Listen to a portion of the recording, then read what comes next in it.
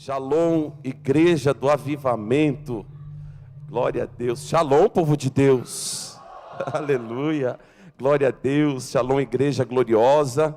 Cumprimento todos que estão aqui presencialmente, também aqueles que estão nos acompanhando através das redes sociais, do YouTube, do Facebook. Sejam todos muito bem-vindos. E antes de começarmos a ministração dessa palavra, eu quero convidar você a ser um instrumento de Deus compartilhando essa transmissão. Divulgue para os seus amigos, suas listas de transmissão, os grupos que você está inserido. A glória de Deus vai se manifestar, ou melhor, já está se manifestando nesta noite, em nome do Senhor Jesus. Amém, queridos? Eu estou tão feliz de estar aqui, estou muito alegre mesmo, sentindo a presença de Deus. Muito melhor do que falar sobre Ele, é saber que Ele está presente e que nós podemos prová-lo nesta noite. A palavra do Senhor diz: provai e vede que Deus é bom. Tem gente que vive na esfera teórica, mas melhor do que teoria é mergulhar em águas profundas nesse Deus poderoso, em nome de Jesus. Amém, queridos? E hoje nós estamos ministrando debaixo de um tema tão extraordinário, de um tema tão poderoso: revertendo o jogo. Revertendo o jogo. Como assim, pastor? Queridos, o palco da vida não acontece num parque de diversões. O palco da vida não acontece num resort 5 estrelas. Não acontece num lugar isento de sofrimentos, isento de lutas, isento de tempestades. Enquanto estivermos aqui, nós estamos sujeitos a passarmos por provas, a passarmos por desafios, a passarmos pelo deserto, a enfrentarmos tempestade. Eu tenho certeza que você que já jogou algum tipo de esporte, que já praticou algum tipo de esporte, você nunca entrou num jogo para ganhar, para perder, por mais que fosse brincadeira. É verdade ou não é? Mesmo aquela pelada de rua, quando era o com camisa versus o sem camisa, alguns jogavam descalço, mesmo nesta brincadeira. Nunca nós entramos para perder. Mas a verdade é que às vezes a gente toma gol antes de fazer. Às vezes o jogo está contrário. Por inúmeras situações que nós passamos na vida, às vezes nós precisamos receber uma unção, receber uma palavra, receber um direcionamento, para que o jogo seja revertido. E hoje, ao sairmos daqui, nós sairemos com esse jogo virado em nome de Jesus. Todas as áreas da sua vida que porventura você estava vivendo, uma perda, todas as áreas da sua vida que porventura você não está vivendo no centro da vontade de Deus. Talvez no teu casamento, na tua vida econômica, na tua vida espiritual, ministerial. Eu não sei qual área da sua vida você entrou aqui necessitando que o jogo mude. Mas eu quero dizer que hoje Deus tem uma palavra aos nossos corações. Não é aos vossos corações, é aos nossos corações. Porque antes da palavra cortar para aí, ela corta aqui. E eu preciso desta palavra. Eu preciso reverter o jogo em áreas determinadas da minha vida. Quantos precisam também? Eu tenho certeza que hoje nós sairemos daqui cantando o hino de vitória para a glória do Senhor Jesus. Amém, queridos? Por gentileza, você que trouxe a palavra de Deus, abra no livro de 1 Samuel, capítulo de número 30. 1 Samuel, capítulo de número 30. E nós vamos ler alguns versículos da palavra de Deus. Oh glória, eita aleluia, tem até um chazinho, Jesus amado, isso é coisa de crente mesmo. Obrigado, Aninha, glória a Deus. Diz assim o texto da palavra de Deus: sucedeu, pois, que, chegando Davi e os seus homens ao terceiro dia a Ziclague, já os amalequitas tinham invadido o sul de Ziclague, e tinham ferido a Ziclague, e a tinham queimado a fogo, e tinham levado cativas as mulheres e todos os que estavam nela, tanto os pequenos como grandes, e a ninguém porém mataram, tão somente os levaram consigo e foram o seu caminho. E Davi e os seus homens chegaram à cidade, e eis que estava queimada a fogo. Suas mulheres e seus filhos e suas filhas tinham sido levados cativos.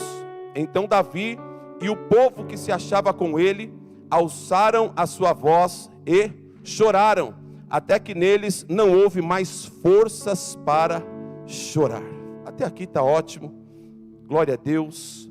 Queridos, nós estamos diante de um texto muito poderoso da palavra de Deus, o texto de 1 Samuel, capítulo de número 30. A palavra do Senhor diz que Deus havia ungido Davi, através do profeta Samuel, para que ele fosse o próximo rei de Israel. Davi então começa a caminhar debaixo desta unção, mas Saul ainda estava governando. E a Bíblia diz que Deus promove uma situação.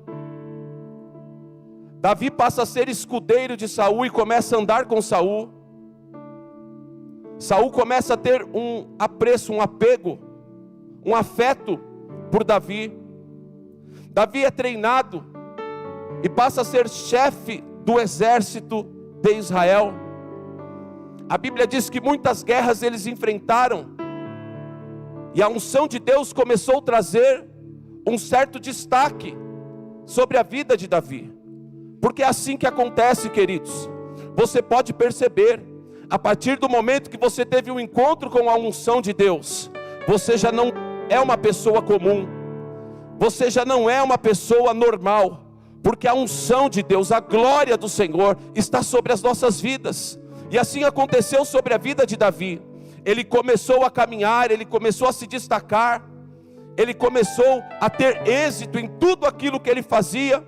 E certa vez, voltando de uma batalha, onde Davi foi extremamente vitorioso junto com o povo de Deus, a Bíblia diz que o povo começou a aclamar por Davi, dizendo: Saul matou milhares, mas Davi matou 10 milhares. E isso despertou certo ciúme sobre a vida de Saul. O profeta Samuel já havia dito a Saul que o trono dele estava com os dias contados, que Deus já tinha provido para si o próximo rei de Israel. Saul não sabia quem era, e quando Saul percebeu que o povo começou a clamar por Davi, o ciúme despertou no teu coração, e logo ele parou para pensar: acho que esse aí pode ser o próximo rei de Israel. Aquele ciúme, queridos, mesmo Davi tendo sido fiel a Saul, Davi poderia ter trocado os pés pelas mãos, porque tendo sido ele ungido para ser o próximo rei, ele poderia fazer as coisas fora de tempo, né? Querer colocar essa unção para fora antes do tempo. E a unção fora de tempo, ela traz situações terríveis sobre a vida de alguém. A unção que está sobre a minha vida, ela tem um tempo para acontecer. A unção que está sobre a tua vida, ela tem um tempo para acontecer. E nós vemos tantas pessoas se perdendo, por quê? Porque acabam tropeçando, são ungidos, são chamados, recebe algo de Deus, mas acaba se perdendo no tempo de Deus. E a Bíblia diz que para todas as coisas, Deus tem um tempo e um modo. O modo é a unção sobre nós, mas o tempo nós precisamos entender de Deus. E Davi aprendeu isso, respeitou o tempo, não se levantou contra Saul, respeitou Saul em todos os momentos. Mas mesmo assim, Saul ficou furioso contra Davi. A fúria de Saul contra Davi foi tanta que ele começou a perseguir Davi para tentar matá-lo. Por 2 vezes Davi teve a oportunidade de matar Saul. Por 2 vezes Deus colocou, eu creio que foi uma prova, um teste. Por 2 vezes Deus colocou Saul nas mãos de Davi. Mas Davi em todo tempo respeitou. E quando alguém tentou se levantar contra Saul, Davi falou assim: quem somos nós para nos levantarmos contra um ungido de Deus, mesmo Saul estando errado? Posso te dizer uma coisa, queridos? Eu e você não podemos criticar ninguém, julgar ninguém. Por mais que essa pessoa está errada, está praticando algo errado, se Deus o chamou, é Deus quem vai tratar com ele. É Deus quem vai tratar com ele. E a perseguição de Saul sobre Davi se tornou tão intensa que Davi já não tinha mais para onde correr. Davi já tinha fugido para a caverna, já tinha fugido para as montanhas, já tinha fugido para os desertos. A única opção que Davi encontrou foi se refugiar junto à terra dos inimigos, os filisteus. Filisteus eram um dos povos mais derrotados por Davi. Por diversas vezes o exército de Deus enfrentou aquele povo e derrotou. Mas foi justamente fugindo para lá, encontrando o exílio político lá na terra dos filisteus, junto ao rei Aquis, que Davi procurou uma saída para se livrar de Saul. A Bíblia diz que ele foi até o rei Aquis, ele e seus 600 guerreiros, junto com a sua família, conversou com o rei Aquis. Rei Aquis, eu posso ficar aqui? Eu briguei com Saul, eu preciso de abrigo, eu vou lutar contigo. E a Bíblia diz que o rei Aquis achou isso bom. Quem não queria ter um guerreiro como Davi no seu exército?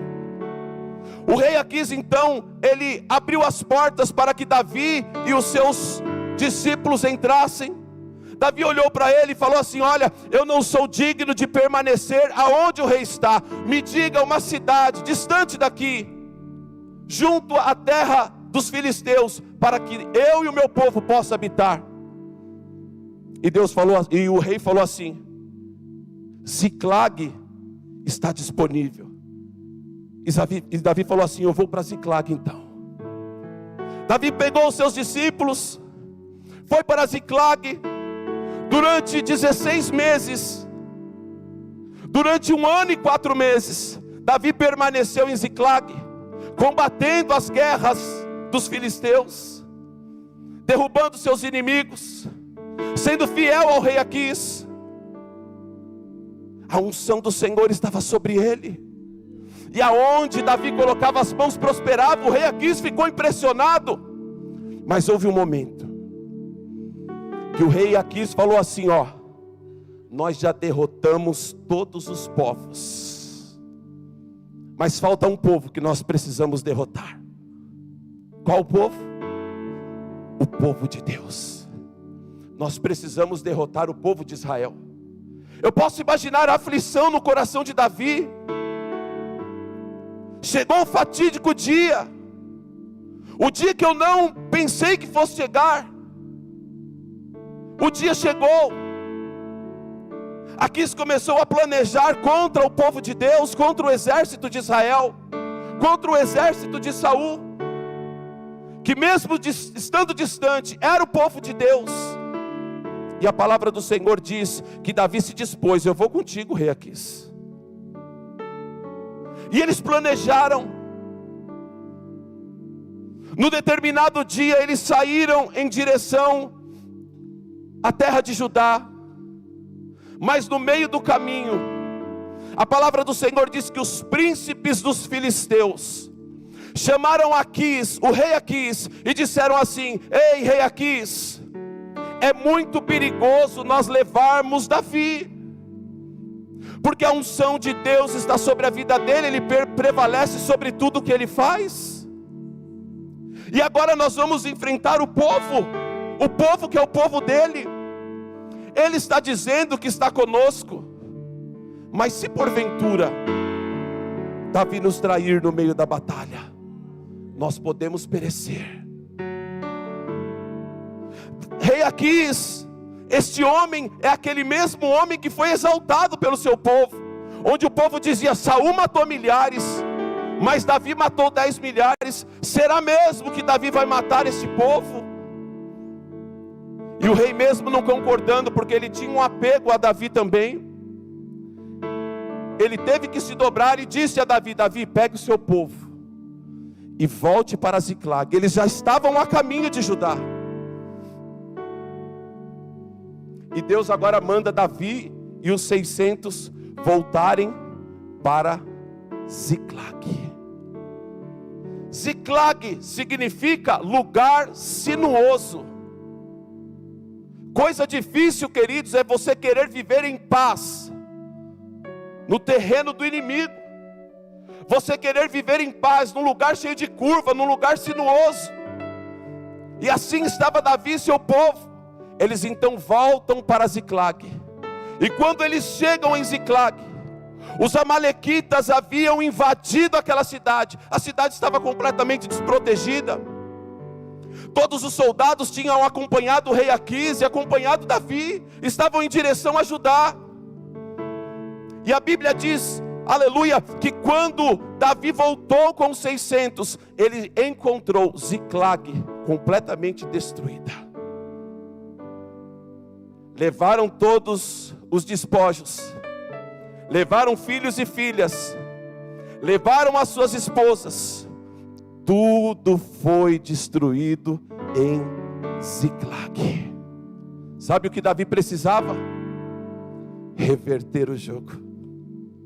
Algo precisava ser feito. Davi precisava entender algumas coisas para que esse jogo fosse revertido. O homem que foi chamado por Deus para triunfar, o homem que foi chamado por Deus para prevalecer sobre os seus inimigos, agora estava vivendo um tempo de derrota. Deus nos chamou, queridos, acredite nisso. Você não está aqui porque você escolheu estar. Acredite, Deus trouxe a dedo. Deus te escolheu para estar aqui nesta noite, porque sobre mim e sobre você há uma unção. O propósito de Deus é que nós triunfemos onde colocarmos as nossas mãos. Mas eu sei, queridos, que existem áreas das nossas vidas que estão vivendo em desalinho com a vontade de Deus, e hoje Deus vai nos dar uma direção para que o jogo seja revertido, aleluia. Assim como Davi recebeu a unção para triunfar, mas ele foi desatento, ele foi descomprometido com o propósito de Deus, indo tentar combater o povo de Israel com Aquis, e isso trouxe sobre a vida de Davi derrota. Mas aquele homem, ele teve a sua vida completamente restaurada. E eu quero dizer que hoje o Senhor nos conectou aqui a esta palavra, a este mover, para mudar a história das nossas vidas. Dê a Jesus uma poderosa salva de palmas, por gentileza.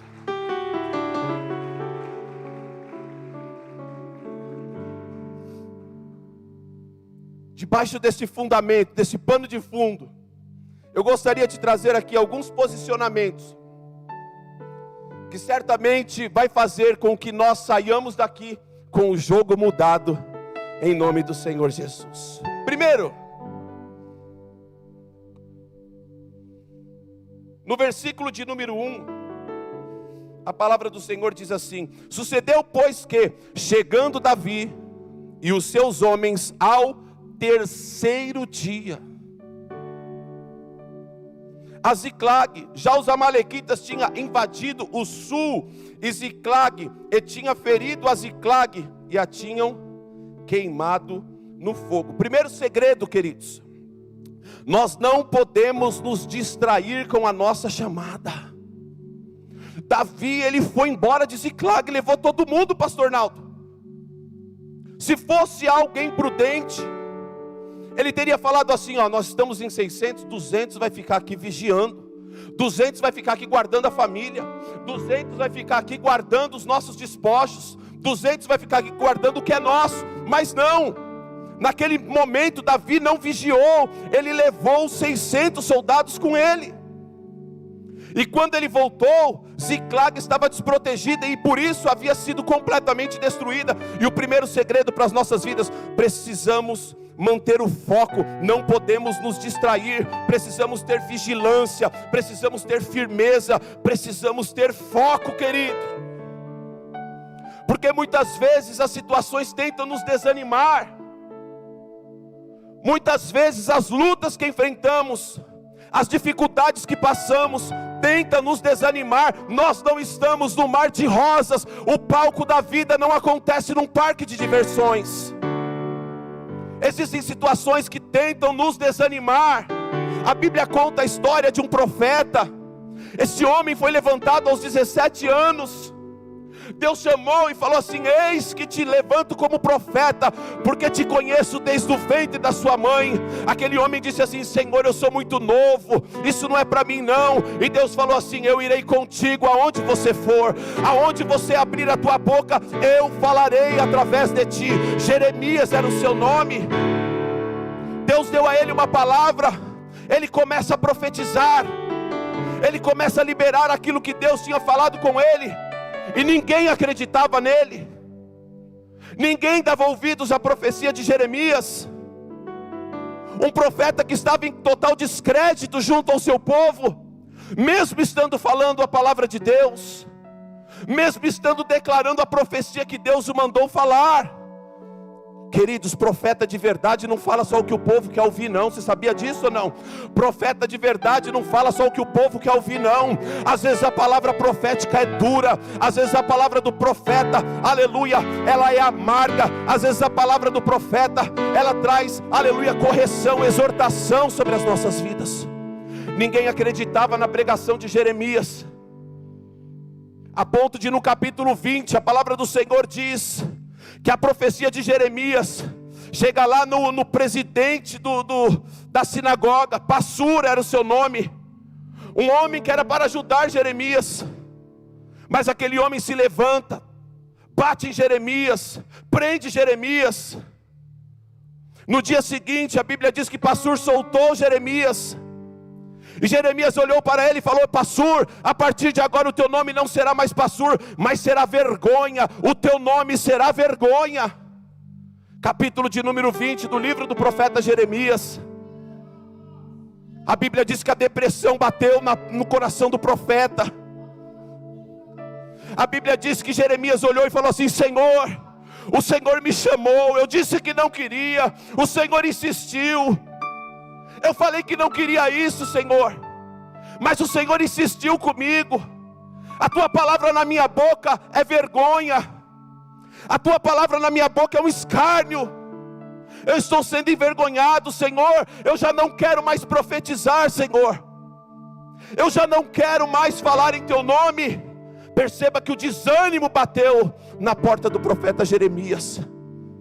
Mas logo na sequência ele diz assim: quando eu proponho no meu coração de não falar mais do teu nome, parece que uma chama que começa a clamar dentro de mim, parece que o meu coração começa a queimar. Eu até falo: eu não quero mais, eu não vou mais fazer a obra, eu não vou mais ser obreiro, eu não vou mais ser intercessor, eu não quero mais isso, eu não quero mais aquilo. Mas toda vez que eu falo eu não quero, parece que o fogo começa a queimar dentro de mim. Não tem como, não tem como, porque para onde nós formos, o Senhor vai atrás de nós, queridos.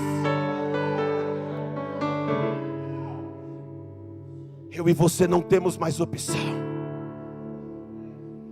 mas nós precisamos lutar contra o desânimo. Nós não podemos ser crentes desanimados. Outra coisa que nós precisamos estar vigilantes, pastora Júlia, é com alegria após uma vitória. Como assim, pastor? A Bíblia conta no livro do profeta Isaías, capítulo de número 37, que o povo de Deus estava sendo afrontado. Ezequias estava com medo. Deus levanta Isaías. Isaías libera uma profecia poderosa sobre a vida do rei Ezequias.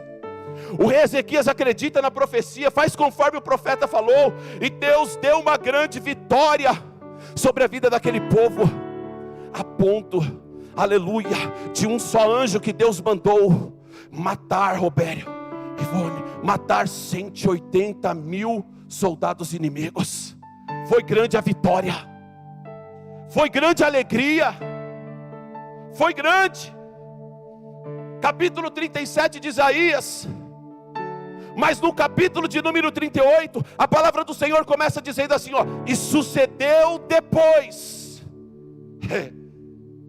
que Ezequias ficou enfermo. Deus levanta o profeta Isaías, ele vai até Ezequias e fala assim: Ezequias, prepara a tua casa, prepara a tua vida, porque tu vai morrer.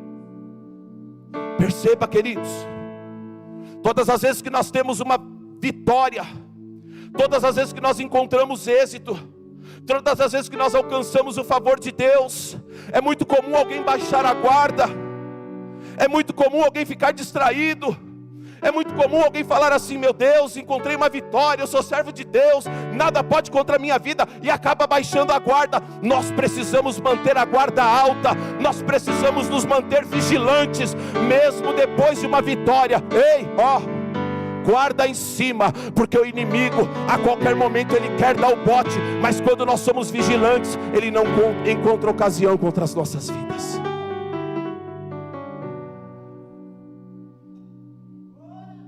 E por fim, nós não podemos nos distrair diante das tempestades. Mateus capítulo de número 14, a palavra do Senhor diz que Jesus estava pregando em um lado do lago da Galileia, e ele dá a seguinte instrução para os seus discípulos: vai atravessando, passa para o outro lado, eu vou terminar minha mensagem, vou subir ao monte, e na sequência eu vou encontrar com vocês. Quando Jesus volta do monte, tendo terminado de orar, a Bíblia diz que os discípulos já estavam bem longe, a embarcação já vinha caminhado bastante junto ao mar da Galileia, e Jesus vem caminhando por sobre as águas. Jesus vem andando sobre as águas. Quando ele vai se aproximando da embarcação, a palavra do Senhor diz que os discípulos olharam para ele e disseram: ei, olha aquilo que está caminhando sobre as águas, é um fantasma. Outros disseram: é uma assombração, é um monstro, nós seremos derrotados. Mas houve um no meio deles, Pedro era o seu nome, e ele disse assim: ei, não é assombração não, é o mestre. Eu conheço esse modo de andar, eu conheço essa silhueta, é o mestre que está andando por sobre as águas, é ele, é ele, é ele. E Pedro gritou: ei, se tu és o mestre, permita que eu vá ter contigo por sobre as águas. E o mestre falou assim: ei, vem Pedro. E Pedro coloca o pé e começa a caminhar sobre as águas. A palavra do Senhor diz que enquanto Pedro estava olhando para Jesus, sem se distrair, enquanto Pedro estava olhando para Jesus, focado em Jesus, focado, fixado em Jesus, a tempestade até estava acontecendo no meio do mar, mas Pedro não estava nem aí, ele caminhava por sobre as águas. Mas teve um determinado momento que o inimigo tentou distrair Pedro. Pedro começou a olhar para a fúria do mar, e a Bíblia diz que ele começou a afundar. Ei, querido, Deus faz um tapete em cima do mar para eu e você andar, mas nós não podemos distrair. Nós precisamos estar fixados, nós precisamos estar conectados, nós precisamos estar firmes naquilo que o Senhor tem para as nossas vidas. Muitas são as vozes que tentam nos distrair, mas eu e você precisamos permanecer firmes em nome de Jesus. Primeiro segredo: não podemos nos distrair, nem com desânimo, nem com alegria após uma vitória, e nem mesmo com a força da tempestade. Você pode dar uma poderosa salva de palmas a Jesus?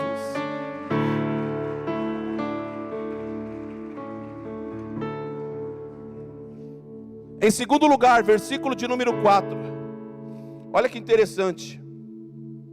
Então Davi e o povo que se achava com ele alçaram a sua voz e choraram, até que neles não houve mais força para chorar.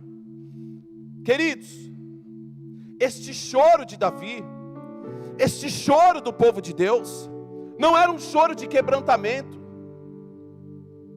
Deus tem propósito com aqueles que choram, sabia disso ou não? Deus tem prazer nas suas lágrimas. Ah, querido, se eu subir num lugar desse para pregar e eu não derramar uma lágrima, eu franzo a testa, eu finjo choro. Eu preciso chorar na presença de Deus. Se eu ficar 2 semanas sem derramar uma lágrima na presença de Deus, eu já percebo que tem algo errado. Eu preciso reavaliar os meus conceitos. Mas este choro aqui não era um choro de quebrantamento. Este choro era um choro da alma. E a segunda lição que Deus nos ensina através desse texto é que sentimentos da alma não movem às regiões celestiais. Queridos, posso te dizer uma coisa? Se você fizer biquinho, espernear, você pode até comover a mim, os pastores que aqui estão, os apóstolos, mas o mundo espiritual, ele se move por princípios. Sentimentos da alma não movimentam o mundo espiritual. E quantas pessoas estão presas nisso, em sentimentos da alma? Sentimento de autocomiseração, coitadinho de mim. A pessoa se acha um coitado. A pessoa não consegue se colocar à altura do que Deus tem para a vida dela. Tudo ela é vítima. Outras pessoas desanimadas, pessoas pessimistas. Queridos, como é ruim caminhar com pessoas pessimistas. Tudo está ruim, tudo está errado. Não, eu sou muito prudente.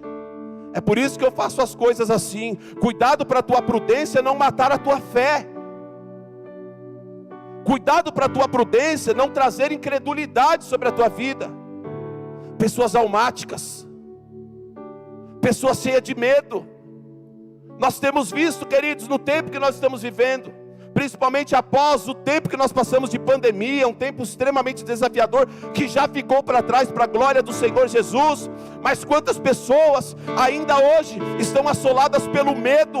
O medo paralisa, queridos.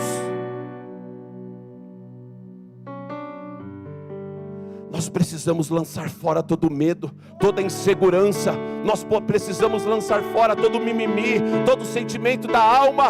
Nós precisamos entender que sentimentos da alma não movem o mundo espiritual. E posso te dizer uma coisa: Deus sabe como te trazer de volta. Deus sabe como te conectar no propósito. Deus sabe. Deus sabe. 2 Crônicas, capítulo de número 7, o versículo 14, é um versículo muito conhecido, que todos nós amamos.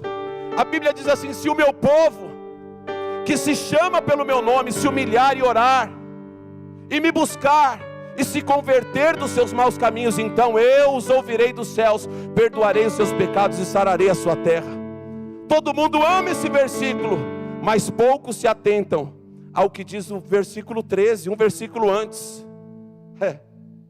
Deus falando, não é o diabo. Deus: se eu cerrar os céus de forma que não haja chuva, se eu mandar gafanhotos na terra, tudo isso com o propósito de reconectar o homem.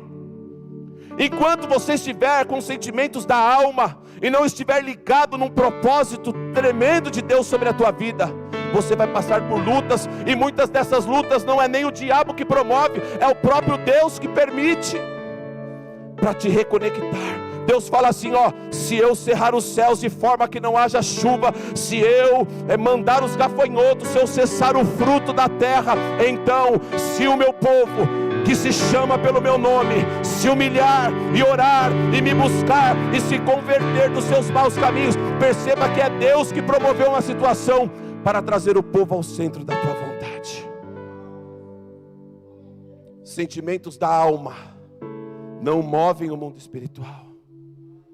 Coitadinho de mim, pastor. Posso te dizer uma coisa, querido: o diabo não tem dó de ninguém. O diabo não tem dó de ninguém. Enquanto você estiver com o sentimento da alma, você estará sujeito a enfrentar as consequências desse seu posicionamento. Mas para nós revertermos o jogo, em primeiro lugar, não podemos nos distrair. Em segundo lugar, não podemos permitir sentimentos almáticos. Nós precisamos ser crentes proféticos. Nós precisamos ser crentes espirituais e não crentes almáticos, em nome de Jesus.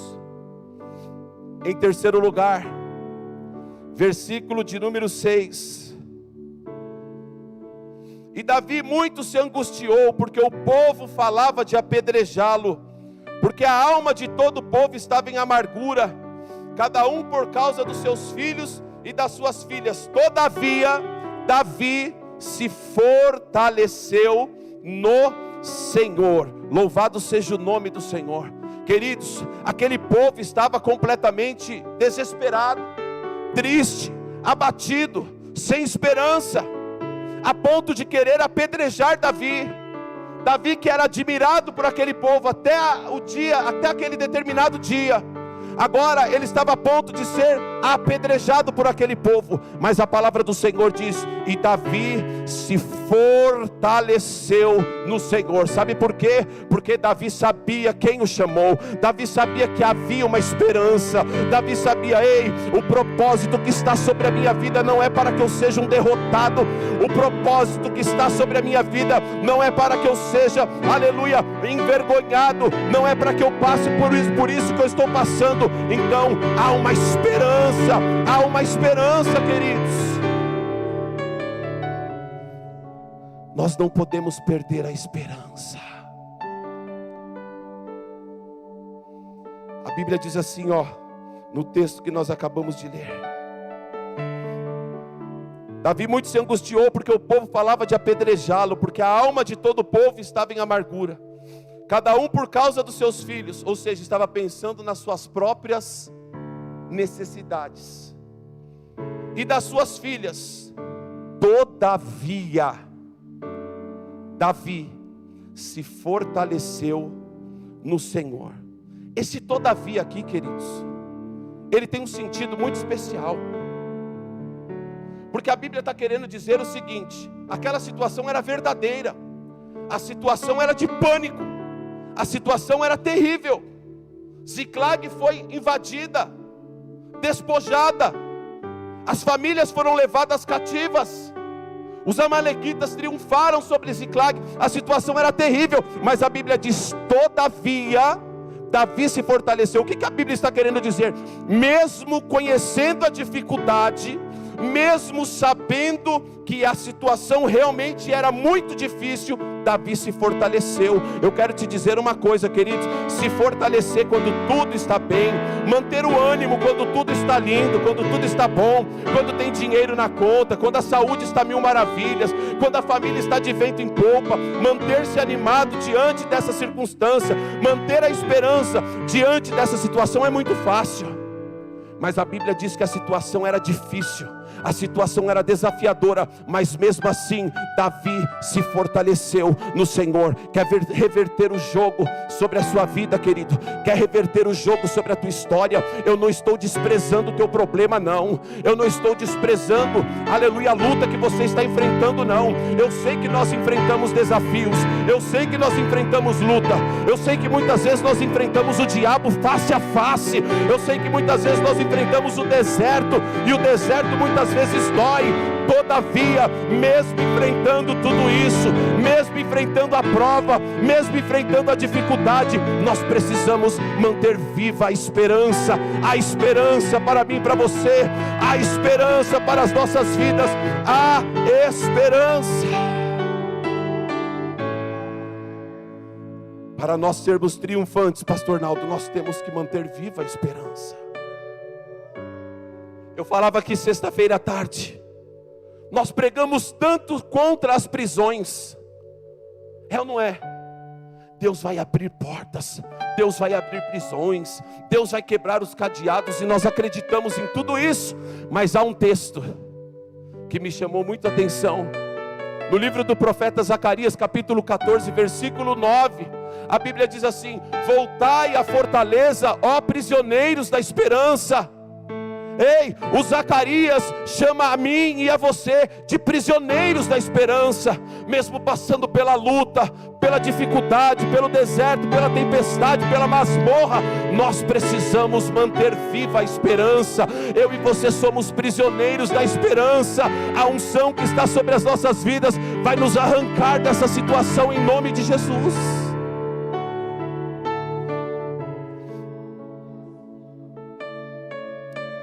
Em primeiro lugar, não podemos nos distrair. Segundo lugar, sentimentos da alma não movimentam os céus. Em terceiro lugar, não desista, não desanime e não perca a esperança. Versículo de número 7 e 8 de 1 Samuel, capítulo de número 30. Olha só. E disse Davi a Abiatar o sacerdote, filho de Aimeleque: traze-me, peço-te, aqui o éfode. E Abiatar trouxe o éfode a Davi. Então consultou Davi ao Senhor, dizendo: perseguirei eu esta tropa? Alcançá-la-ei? E lhe disse: persegue-a, porque de certo alcançarás e tudo libertarás. Queridos, depois de termos esses posicionamentos, de não nos distrair, de não termos sentimentos da alma, de não desanimar, nós precisamos entender que para reverter o jogo, nós precisamos buscar ao Senhor. Davi há algum tempo não falava com o Senhor. Não foi Deus que mandou Davi acompanhar Aquis. Não foi Deus que mandou Davi procurar refúgio no povo filisteu. Não foi Deus. Davi estava colhendo as consequências de um tempo sem falar com Deus, sem buscar a Deus. E muitas vezes nós enfrentamos lutas, provas, tempestades, por não ouvir a voz de Deus. Queridos, nós precisamos buscar ao Senhor. A Bíblia diz: buscai ao Senhor enquanto se pode achar, invocai-o enquanto está perto. A palavra do Senhor diz no livro de Crônicas: enquanto buscou o Senhor, Ele te fez prosperar. Se nós queremos triunfar, reverter o jogo, nós precisamos manter acesa a tocha, nós precisamos buscar ao Senhor, aleluia, nós precisamos orar, nós precisamos clamar, nós precisamos ter intimidade com Deus.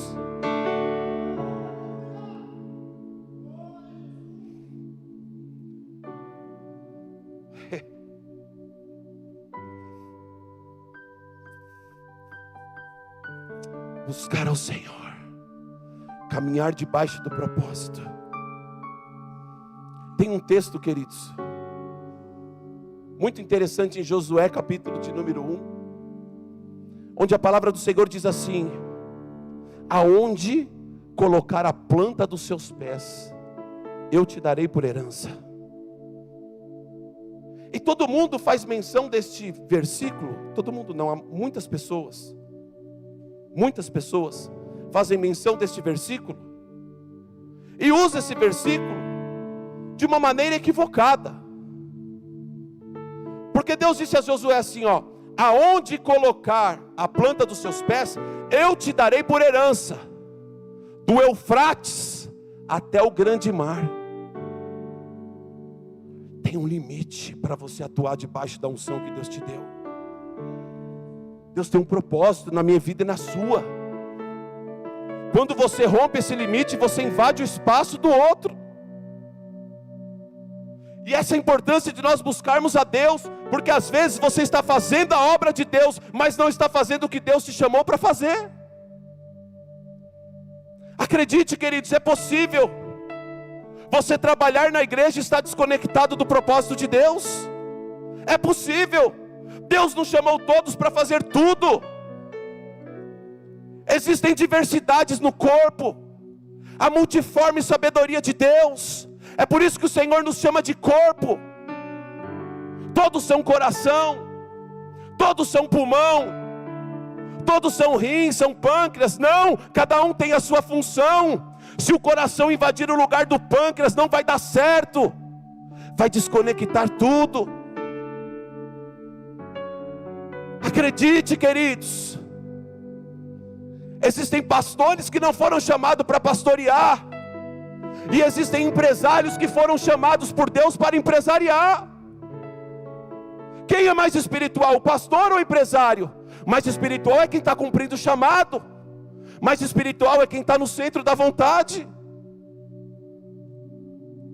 Quem é mais espiritual, o pastor que está pregando ou o enfermeiro que está trabalhando? Não sei. Precisamos analisar o que Deus tem para cada um. O apóstolo é muito espiritual, glória a Deus, é claro que ele é, porque ele está no centro daquilo que Deus chamou ele para fazer. Não significa que o empresário é menos espiritual. Acredite, tem pastores que Deus não chamou para pastorear. E tem empresários que o Senhor que colocou ele nessa condição. Para nós entendermos isso, nós precisamos buscar a Deus. Senão nós viveremos em conflito o tempo todo. Em conflito o tempo todo. Busque ao Senhor. Davi, ele logo entendeu: quanto tempo eu não busco o Senhor. Eu vim para a guarida do rei Aquis. Eu vim viver 1 ano e 4 meses com os filisteus. Mas em nenhum momento eu busquei a Deus. Agora eu vou voltar à origem. Volte de onde você caiu. Volte para Jerusalém. Voltai para Jerusalém. Volte para Jerusalém. Pastor, mas eu estou me desgastando fazendo a obra de Deus. Estou tão desanimado com isso. Pois é. Quando nós estamos fazendo aquilo para o qual Deus nos chamou, nós não precisamos pescar. É o peixe que pula para dentro do barco.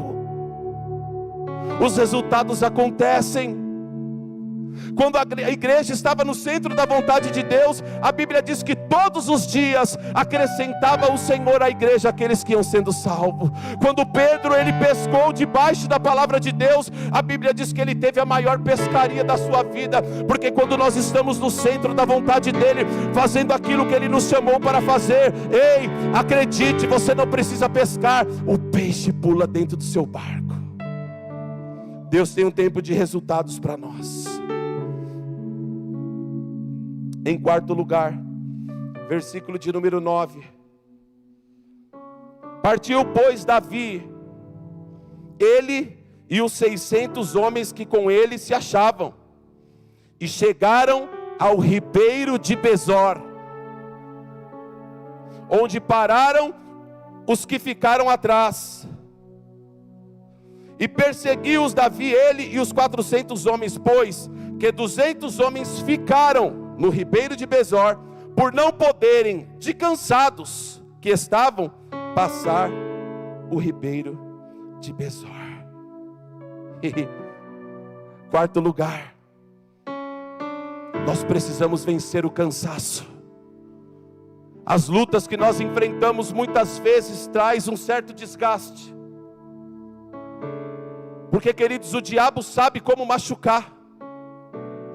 Muitas vezes a luta que nós enfrentamos não é contra Satanás e os demônios, é contra as pessoas que sentam do nosso lado. Muitas vezes o tempo de prova que nós enfrentamos, ele acontece de uma forma tão terrível, tão surpreendente, que traz cansaço às nossas vidas. E se a gente ficar olhando para tudo isso, para esse cenário, a gente vai ficar como aqueles 200. Davi começou a caminhar em direção aos amalequitas. 600 homens estavam com ele. A Bíblia diz que 400 estavam inteiros, mas 200 estavam cansados. E eles pararam ali no ribeiro de Besor. O Senhor nos trouxe aqui nesta noite, porque Ele sabe que existem pessoas que estão cansadas. Existem pessoas que estão prestes a parar. Existem pessoas que estão prestes a largar tudo, mas a palavra do Senhor diz: o Senhor é meu pastor e nada me faltará, deitar-me faz em pastos verdejantes. O Senhor nos leva aos pastos verdejantes. O Senhor nos leva a um lugar de descanso. Hoje este lugar, ele se transformou no ribeiro de Besor. Ribeiro de Besor significa lugar refrescante. Ribeiro de Besor significa lugar de refresco. Ei, na presença de Deus, quando nós enchemos da presença dEle, quando nós levantamos as nossas mãos e começamos a louvar a Ele como nós fizemos aqui, oh aleluia, o ribeiro de Besor é manifestado nas nossas vidas. O refresco de Deus, o descanso de Deus, os pastos verdejantes se manifestam sobre as nossas vidas e nós conseguimos encontrar descanso. Há descanso para as nossas vidas, queridos. Há descanso sobre as nossas vidas.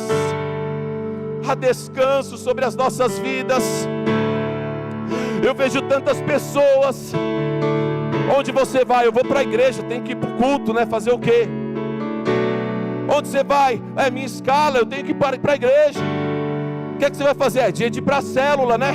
Parece que o ministério é um peso, parece que fazer a obra de Deus é um peso. São pessoas cansadas, são pessoas esgotadas.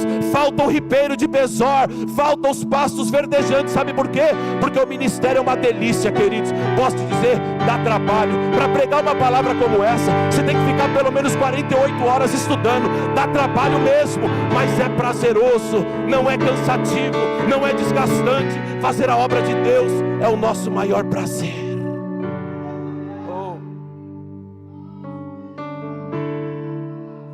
Tem que ter alegria. Tem que ter alegria. Dá trabalho, cansa. Cuidar de gente não é fácil não, queridos. Mais fácil é cuidar de cachorro. Eu chego em casa e ele está sempre feliz, tão bonitinho. Senta, ele senta, levanta, ele levanta, dá bronca, ele não liga. Cuidar de pessoa dá trabalho, fazer a obra de Deus dá trabalho, mas não pode trazer um cansaço extremo nas nossas vidas. Nós temos alegria nisso. Estar no centro da vontade de Deus, aleluia, é o melhor lugar que nós poderíamos estar. Sabe por que muitas pessoas ficam cansadas? Porque falta intimidade. Presta atenção, a falta de intimidade com Deus, ela gera esgotamento espiritual. Pastor, eu não aguento mais, pastor. Eu vou na igreja, eu só vejo coisa errada. Tem coisa errada? Tem, querido, nós somos humanos ainda. Vai chegar a hora que nós seremos arrebatados, aí vai estar tudo perfeito. Por enquanto nós estamos sendo tratados. Seja bem-vindo ao clube. Se você é perfeito, levanta a mão agora, que eu quero ver. Tem alguém perfeito aqui? Levante a mão agora. Defeito tem. Mas tem gente que só consegue olhar e para isso. Tudo está errado. Tudo tem uma crítica. Tudo tem algo para falar. Tudo tem um mais. Tudo tem um porém. São pessoas esgotadas espiritualmente. A Bíblia diz: a ninguém olhai segundo a carne, a ninguém considerai segundo a carne. Acredite, se você procurar defeito em mim, você vai encontrar um monte. Mas não é pouco não, é um monte. Eu não vou falar todos aqui para não facilitar a situação para você, mas é um monte. Um monte. Se você procurar defeito no pastor Cláudio, no pastor Naldo, na pastora Júlia, na pastora Valéria, no pastor Rafa, na pastora Sara, todos nós somos cheios de defeitos, cheios. E sabe por que você só consegue olhar para isso dentro da igreja? Porque você está esgotado. Ei, reconheça, você precisa de uma experiência com Deus. Recalamante, ocomondalabrava subcandarábia. Você precisa de uma experiência, você precisa de um renovo, você precisa de intimidade, você precisa, nós precisamos. Nós precisamos de intimidade com Ele. Falta de intimidade gera esgotamento espiritual, gera cansaço espiritual. Faz com que você só consiga ver defeito, ver as coisas ruins. Mas quando nós estamos nele, a Bíblia diz: aqueles que esperam no Senhor renovarão as suas forças, subirão com asas como águia, correrão e não se cansarão, caminharão e não se fadigarão. Acredite, existe um tempo de refrigério, existe um tempo de refresco sobre as nossas vidas. O ribeiro de Besor é o lugar de refresco. Oh, seu Antônio, como eu fiquei feliz quando o senhor e a pastora Nadir entraram ali. Oh, glória. Deus tem refrigério para nós.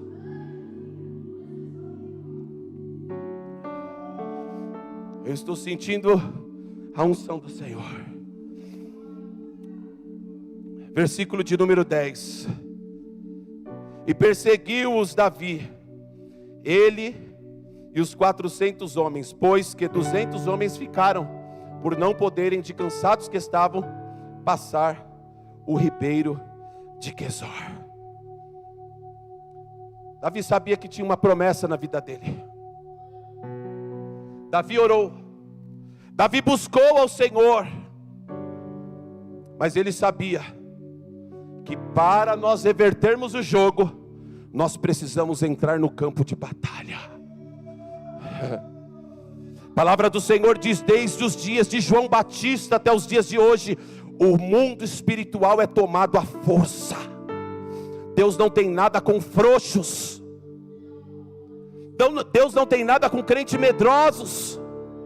A Bíblia diz: se te mostrares frouxos no dia da tua fraqueza, pouca será a tua força. Nós precisamos entender que existe uma batalha, queridos, neste exato momento aqui, enquanto eu estou pregando esta palavra, existe uma batalha sendo travada no mundo espiritual. Por que você acha que tem intercessores aqui, ó, nos 4 cantos da nave desta igreja? Por que você acha que tem pessoas assim, ó, combatendo o mundo espiritual? Porque existe uma batalha sendo travada. É por isso que você não consegue se permanecer na presença de Deus. É por isso que você não consegue firmar na presença de Deus. Sabe por quê? Porque você pensa que tudo é festa, você pensa que tudo é brincadeira. Existe uma batalha sendo travada agora.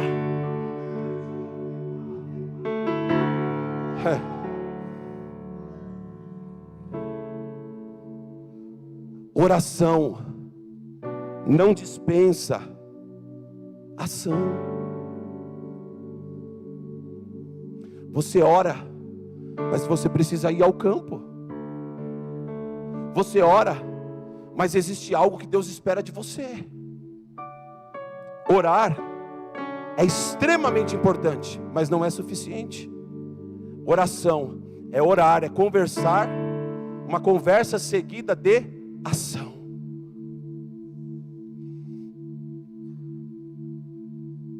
Nós precisamos entender isso. Há uma batalha proposta.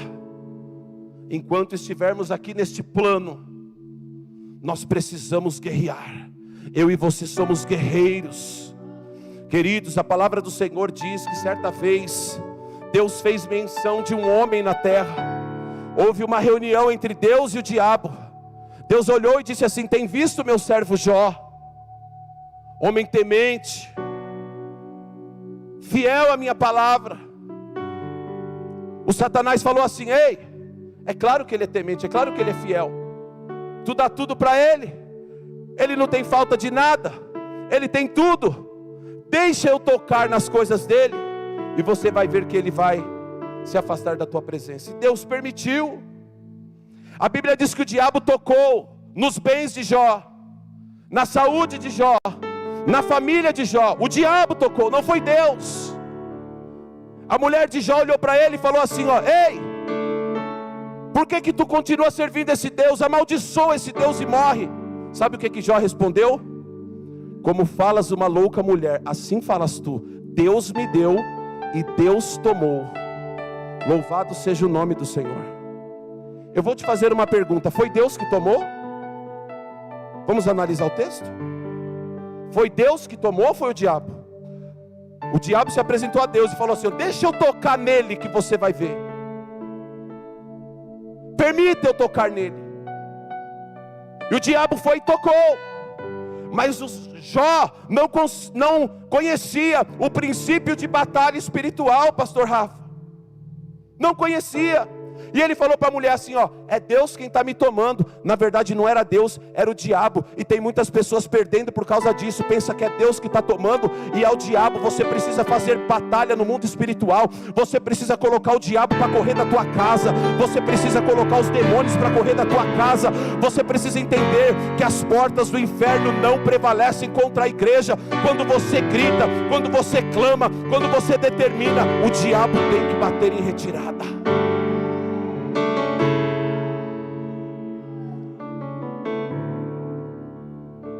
Uma batalha. Nós não podemos nos conformar com as perdas. Queridos, tem crente perdendo e se conformando. Tem crente perdendo e achando que é Deus que está tirando. Lucas capítulo de número 15 é conhecido como o capítulo das perdas. Um homem tinha 2 filhos e perdeu um. Uma mulher tinha 10 dracmas e perdeu uma. Um homem tinha 100 ovelhas e perdeu uma. É o capítulo das perdas. Mas todos eles se levantaram na força do Senhor para recuperar aquilo que o diabo estava tentando tomar. Não se conforme, se levante na força do Espírito Santo, porque a autoridade de Deus está sobre a tua vida. Há uma batalha proposta, mas nessa batalha nós temos uma única certeza: os soldados que são vencedores, eles já são conhecidos. Eu e você somos mais que vencedores em Cristo Jesus. Em 6º lugar, estou terminando aqui, queridos, versículo de número 11, olha que coisa interessante. E acharam no campo um homem egípcio, e o trouxeram a Davi, deram-lhe pão, e comeu, e deram-lhe a beber água. Queridos, quando os amalequitas estavam fugindo com os despojos de Ziclag, este homem egípcio, ele ficou doente, e os seus amigos o abandonaram na beira do caminho. E quando Davi vem agora, passando no deserto, ele encontra este homem, ele encontra este egípcio, ele encontra esta pessoa. E um outro princípio que nós precisamos entender, extremamente importante, para que nós possamos reverter o jogo: não despreze as pessoas humildes, não despreze os doentes, não despreze, queridos. Nós temos visto pessoas que agora, porque são chamadas por Deus, elas se colocam numa posição de juiz, se colocam numa posição de extremamente santos, a ponto de não se relacionar mais com as pessoas menos favorecidas. Aquele homem estava doente, Davi poderia ter passado de largo, mas ele falou: pode ter uma conexão aqui, pode ter um mistério aqui.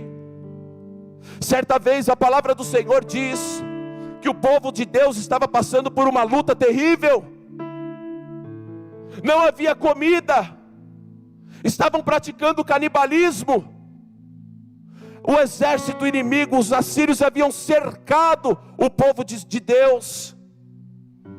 E a Bíblia diz que foi através de 4 leprosos. 4 leprosos. Que aquele povo alcançou uma vitória tremenda. Preste atenção com quem você está desprezando. Preste atenção que esta pessoa que você está desprezando pode ser a conexão com o teu milagre. Essa pessoa que você não está dando valor. Às vezes você espera que a palavra venha do apóstolo. De manhã quem pregou foi o pastor Rafa, palavra poderosa. Talvez você tinha pensado que o apóstolo estaria aqui pregando. Quem está aqui é o pastor Careca, é o pastor Peter. Mas eu quero dizer que eu tenho uma palavra de Deus para você: não despreze nem A nem B, queridos. Você quer, aleluia, selecionar as pessoas que andam do teu lado, mas Jesus inaugurou o paraíso com um ladrão. Foi o ladrão que inaugurou o paraíso. Jesus olhou para ele e falou: ainda hoje nós vamos rasgar as faixas, nós vamos inaugurar o paraíso. Foi com um ladrão, seu Antônio. Não foi com o apóstolo Paulo, não foi com João, foi com Dimas, o bandido. Não despreze as pessoas. Ei, líderes, às vezes a gente vai formar nossa equipe de 12 e a gente fica olhando nos mais, né, que fala melhor, que tem talentos, que toca muito. A gente vê essas pessoas chegando na geração nossa, a gente já fala: eita glória. Mas às vezes Deus está te chamando para investir naquele que ninguém dá nada por ele. O Senhor está levantando no nosso meio pais de filhos feios. Ei, queridos, aquele filho que ninguém quer, aquele filho que ninguém dá valor, aquela pessoa, aleluia, que alguém olha e é desprezado por todos, que ninguém dá valor algum. O traficante, a prostituta, o alcoólatra. Deus está levantando as nossas vidas para sermos pais de filhos feios. Não desacredite de ninguém. Dê a Ele uma poderosa salva de palmas.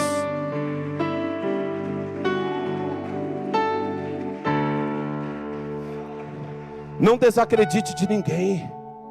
Não.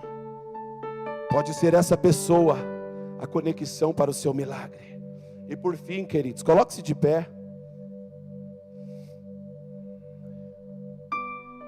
Versículo 13 a 15. Diz assim a palavra do Senhor. Então Davi lhe disse: quem és tu e de onde és? E esse, o moço egípcio: sou servo de um homem amalequita, e meu senhor me deixou porque adoecia 3 dias. Nós invadimos o lado sul dos Queretitas, e o lado de Judá, e o lado sul de Calebe, e pusemos fogo em Ziclag. Olha só, o homem começou a entregar tudo, dar toda a letra para Davi, né? E disse-lhe Davi: poderias, descendo, guiar-me a esta tropa? E disse-lhe: por Deus, jura-me que não me matarás, nem me entregarás na mão de meu senhor, e descendo te guiarei a esta tropa. E a parte A do versículo 16 diz assim, ó: e descendo o guiou. Queridos, não despreze as conexões. Eu já conversei com tantas pessoas que disseram assim: pastor Naldo, meu negócio é com Deus, se Deus falar comigo, vamos para o culto? Não, Deus não falou nada comigo. Mas rapaz, precisa Deus falar para ir para o culto, é? Não despreze as conexões. Quando Deus quer promover avivamento na terra, Ele usa homens. Deus tinha o propósito de salvar a humanidade. Ele poderia ter feito isso, mas Ele decidiu usar Noé. Deus tinha o propósito de libertar o povo da escravidão de Faraó. Ele poderia ter matado todos os egípcios, mas Ele usou Moisés. Não despreze as conexões. Deus usa homens, queridos. Davi nos deixa isso muito claro em 1 Samuel, capítulo de número 16.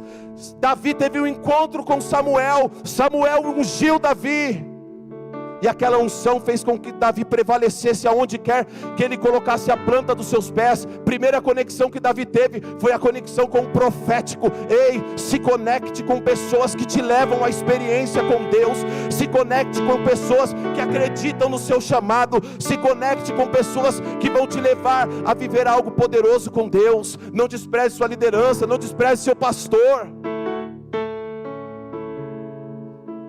1 Samuel capítulo de número 17, Davi teve uma conexão com Golias. Queridos, até as nossas lutas, até o gigante que se levanta contra as nossas vidas, eles nos conectam ao propósito de Deus. O que seria de Davi sem Golias?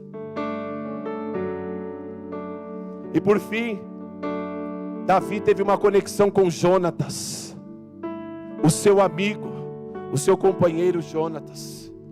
Posso te falar uma coisa? Você quer fluir, você quer reverter o jogo, acredite, queridos, na fidelidade de uma amizade verdadeira. Seja cúmplice dos seus irmãos de governo, não seja traiçoeiro, seja fiel, queridos, seja fiel. Sejamos uns pelos outros, sejamos uns pelos outros. Temos o hábito, pelos traumas que a vida nos gerou, de sempre olharmos o irmão sob suspeita. Parece que sempre nos colocamos num pé atrás, com uma pedra na mão, sob suspeita. E aí a gente desenha algo dentro da nossa mente e pensamos: aquela atitude que a pastora Valéria teve foi para me prejudicar. Não foi. Não foi, queridos. Não foi para prejudicar. Ela pode até errar, como eu também posso, como o pastor Rafa também pode, o pastor Naldo também pode. Mas acredite, nós precisamos investir na cumplicidade, no companheirismo, na unidade. Se nós não formos um, o mundo não saberá.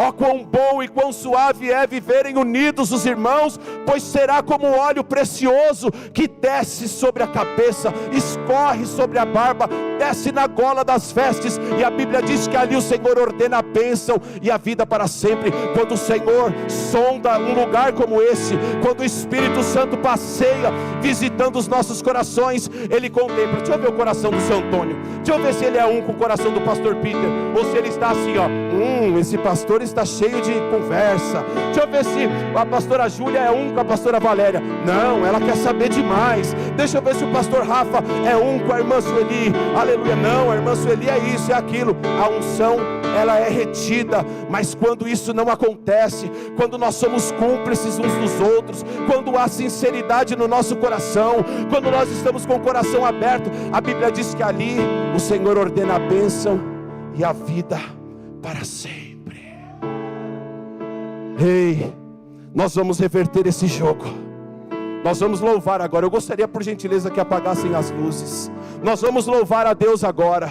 E enquanto você estiver louvando, Deus vai visitar esta área da tua vida que você precisa de um toque, de uma intervenção, e o jogo será revertido em nome de Jesus. Eu quero convidar você a fechar os seus olhos.